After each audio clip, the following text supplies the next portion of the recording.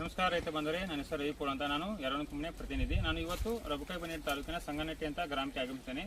ಸಂಗನಟ್ಟಿ ಗ್ರಾಮದಲ್ಲಿ ನಮ್ಮ ಕಂಪನಿ ಯರವಣ ಕಂಪನಿಯ ಪ್ರಾಡಕ್ಟ್ಗಳು ಬಳಕೆ ಮಾಡಿದ ರೈತರು ಯಾವ ರೀತಿ ರಿಸಲ್ಟ್ ಏನಂತ ಸ್ವಲ್ಪ ರೈತ ಬಂದು ಕೇಳೋಣ.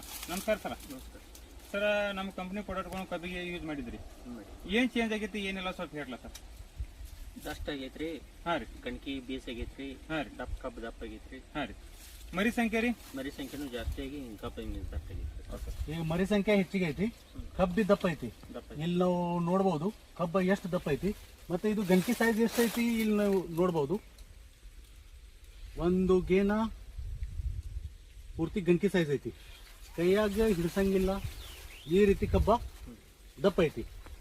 ಈಗ ಇದು ಪ್ರಾಡಕ್ಟ್ ಬಳಕೆ ಮಾಡಿಕಿಸಿಂದೆ ಈ ಮರಿ ಸಂಖ್ಯೆ ಇಷ್ಟು ದಪ್ಪ, ಇಷ್ಟು ಗಂಕಿ ಸೈಜ್ ಈ ತರ ನೀವು ಪೈಲೆ ನೋಡಿರ ನಿಮ್ಮ ತೋಟದಲ್ಲಿ? ಇಲ್ಲಿ ಜಾಸ್ತಿ ಆಗೈತಿ ಸರ್. ಪೈಲೆ ಈ ತರ ನೋಡಿಲ್ಲ. ಇಲ್ಲಿ ಈ ಟೈಮಲ್ಲಿ ಫಸ್ಟ್ ನೀವು ಈ ತರ ಪ್ಲಾಟ್ ನೋಡ್ತಿದ್ದೀರಾ? ಹೌದು, ಇದು ಫಸ್ಟ್ ನಮ್ಮ ಇದೇ ಫಸ್ಟ್ ನೀವು ಈ ತರ ನೋಡ್ತೀರಾ. ಈಗ ಕಬ್ಬು ನಾವು ಇಲ್ಲಿ ನೋಡುತ್ತಿದ್ದೇವೆ.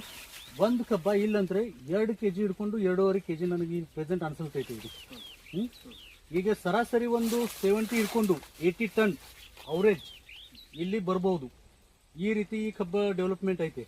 ಈಗ ಇದು ಕಬ್ಬು ನೋಡ್ಕಿಸಿಂದೆ ನೀವು ಖುಷಿದ್ರ ಸರ್? ಖುಷಿ ಐತಿ.